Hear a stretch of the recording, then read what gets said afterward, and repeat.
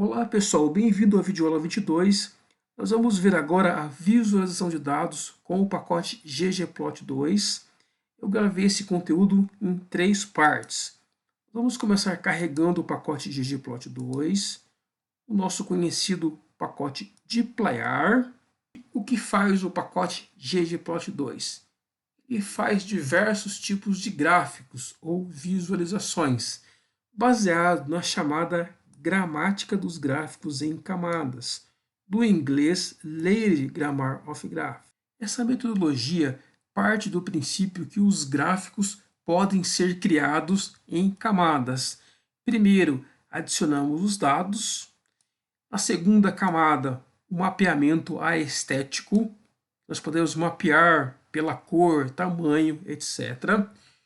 Adicionamos objetos geométricos, como pontos, linhas, formas. Podemos ainda dividir esses objetos em faces, adicionar transformações estatísticas, escalas e assim por diante. Se nós digitarmos aqui no RStudio o comando data, abre parênteses, fecha parênteses e rodarmos, o RStudio vai mostrar diversos conjuntos de dados disponíveis no R, inclusive alguns conjuntos de dados disponíveis em pacotes, como é o caso do ggplot2. Nós vamos utilizar o conjunto de dados MPG, que é o Miles per Gallon, que ele mostra a economia de combustíveis para 38 marcas de carros populares nos Estados Unidos de 1999 até 2008. Então vamos aqui carregar os dados, data, passamos aqui MPG. Se pedimos a classe desse conjunto de dados, ela é do tipo table, é um data frame. Os nomes das colunas, eles estão em inglês, mas nós vamos traduzir aqui para o português. Então nós temos aqui a coluna, né, modelo, cilindradas em litros, ano de fabricação, cilindros, a transmissão, o tipo de tração, né, na frente, traseira ou nas 4 rodas, o consumo de combustível, que é o que mais interessa, né, as milhas por galão na cidade, milhas por galão na estrada, tipo de combustível e o tipo de carro. Vamos criar aqui um banco de dados MPG2, passamos o MPG, comando pipe e a função select do pacote dplyr, que nós vimos em videoaulas anteriores. Vamos selecionar algumas colunas e já mudar o nome dela. Vamos traduzir já para o português. Vamos rodar esse MPG2, vamos verificar aqui a dimensão desse conjunto de dados e ler o cabeçalho. Vamos rodar então. Estão aqui as colunas em português, é um banco de dados de 234 linhas por 11 colunas. A primeira função que nós vamos ver do ggplot é a ggplot. Por que ggplot? Grammar of Graph e plot de plotagem. Nós vamos passar para a função ggplot o conjunto de dados mpg2 que nós criamos agora há pouco. Então, data é igual a mpg2. Nós temos que lembrar que o pacote é ggplot2, mas a função é apenas ggplot. Então, vamos rodar essa função. Então, o que ele fez aqui? Ele fez um gráfico, o R nos mostrou um gráfico vazio. Então, a ideia do ggplot é adicionar várias camadas aí para construir a nossa visualização. Primeiramente, vamos gravar a variável ggplot num objeto K. Então, nós podemos gravar esse gráfico num objeto, gravamos aqui o frame vazio num objeto K. Nós vamos agora adicionar mais uma camada aí. Repetimos aqui o objeto K, passamos a função ggplot, passamos os dados e adicionamos agora uma camada que é o mapeamento dos dados. Mapping, passamos aqui o mapeamento aestético. O eixo X, nós passamos a coluna cilindrada e para o eixo Y, a coluna consumo na estrada do banco de dados MPG2. Então vamos rodar isso aqui. Estou pedindo aqui ponto e vírgula, objeto K.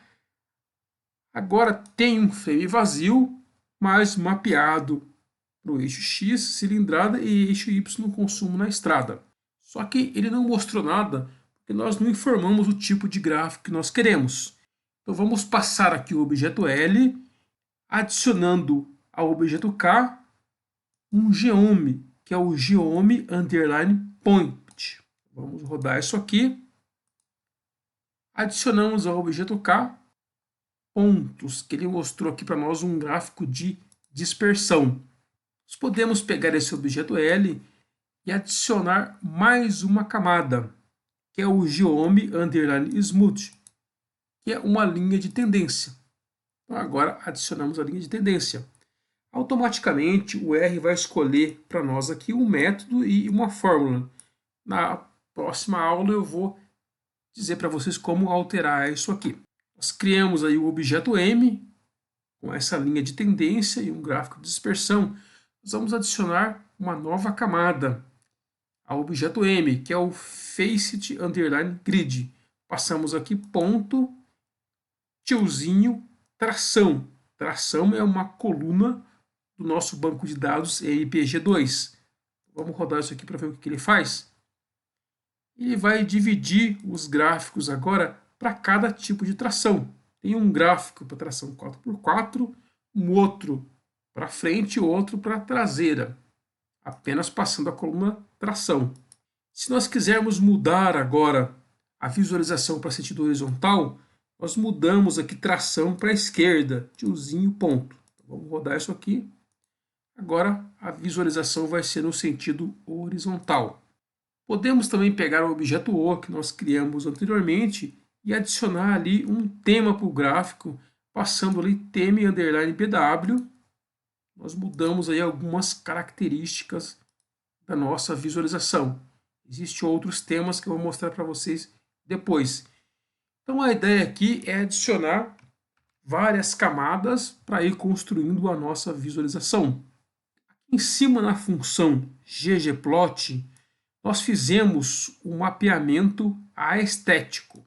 Passamos aqui a variável x e y. Esse mapeamento dentro da função ggplot é o mapeamento global. Só que nós podemos também fazer um mapeamento aestético local e mudar escalas, linhas, legendas, título, etc. Então, vamos pedir uma ajuda aqui para a função geome_point. Podemos verificar aqui na ajuda que dentro do geomePoint nós temos aqui também o mapeamento, nós podemos passar os dados. Então vamos ver as opções de mapeamento aestético, né? Então dentro da geomePoint nós podemos passar os dados x e y, o alfa, que é um tipo de transparência, a cor, fio, que é o preenchimento, o grupo, o shape, a forma, o tamanho, né? O size e o stroke, as bordas. Então vamos pegar o nosso objeto K, que nós criamos anteriormente aqui, objeto K, e vamos passar novamente um Geometric Point, só que agora alterando algumas características do nosso gráfico. A cor vamos passar Blue, azul, o Shape 15 e o Size 1.5. Então, vamos rodar isso aqui. Agora, se a gente vir aqui em plots, o nosso gráfico agora não são mais bolinhas, são quadradinhos, né? E o tamanho é 1.5 e a cor é azul. Como que eu posso escolher a cor? Aqui eu adicionei Colors. Esse Colors ele vai retornar todas as cores existentes aqui no R. Então tem quase 700 cores. Muitas opções de cores. Se eu pedir uma ajuda aqui para Points, vamos rodar isso aqui. Ele vai mostrar para nós aqui todos os tipos de ponto aqui, né? Mapeamento numérico. Nós passamos o 15 aqui, que é um quadradinho fechado, mas existem outras opções. Na linha 68, nós passamos diretamente as características. Nós podemos passar para o Geometric Point o mapeamento aestético. O que esse mapeamento aestético faz? Eu posso querer que o tamanho das bolinhas representem o número de cilindros que os automóveis têm e que as cores também representam o número de cilindros. Então, vamos rodar isso aqui, sendo que cilindros é uma coluna do nosso dataframe MPG2. Vou rodar isso aqui e agora eu tenho aqui bolinhas pequenininhas para carro de 4 cilindradas até as bolinhas maiores para carro de 8 cilindradas. Eu tenho cores mais escuras também para carro de 4 até cores mais claras para carros de 8 cilindros. Eu alterei algumas características da nossa visualização. Na linha 72, nós podemos repetir os nossos comandos e passar uma escala, que é Scale Color Continuous, mais Scale Color Continuous. O que vai acontecer? Não aconteceu nada, porque por padrão, nesse caso aqui, o R coloca uma escala de cor contínua. E se nós quisermos uma escala de cor não contínua? E se nós quisermos escolher uma cor específica para cada tipo de cilindro? Nós repetimos aqui basicamente os comandos da linha 72, só que para color nós transformamos aqui cilindros em fator. Passamos cilindros como um fator. Vamos rodar isso aqui para ver o que acontece. Agora o R ele vai escolher automaticamente o tipo de cor. Vermelho, verde, azul, lilás. Uma cor para cada tipo de cilindro. Só que na linha 76 nós repetimos a linha 74. Podemos também mudar essas cores passando aqui um Scale Color manual. Para os valores passamos as cores. Como temos aqui carros de 4, 5, 6 e 8, são 4 cores. Azul, vermelho, laranja e verde. Então, mudamos as cores ali das bolinhas para cada tipo de cilindro também. Só que temos aqui ainda um problema. Qual que é esse problema? O tamanho das bolinhas não representa a proporção. Tem o carro de 4 cilindros com uma bolinha bem pequenininha e carro de 8 cilindros com a bola verde bem maior. Não está na proporção. Nós podemos gravar aqui o objeto A, repetir os comandos anteriores, adicionar aqui um maisinho e passar uma escala de tamanho ou scale size. Passamos range é igual a um vetor, primeiro argumento 2, segundo argumento 4, sendo que o segundo argumento é o dobro do primeiro. Então agora nós alteramos a escala, que alterou aqui o tamanho das bolinhas. Agora a bolinha verde é o dobro do tamanho da bolinha azul. Nós vamos gravar um objeto B e adicionar ao objeto A uma nova camada, que é uma camada de texto, ou um Geome Underline Text. Passamos aqui um mapeamento estético. O argumento label, passamos aqui consumo na estrada, e esse nudge underline y vai indicar um deslocamento vertical, e o tamanho é igual a 3. Então nós temos aqui as milhas por galão de combustível para cada carro. Nós vamos criar um objeto C e ao objeto A. Vamos agora mudar a escala do eixo X e a escala do eixo Y, passando aqui uma sequência. Nosso eixo Y vai de 10 em 10 e o eixo X vai de 1 em 1. Nós vamos passar uma sequência para o eixo Y que vai de 0 até 50, de 2 em 2.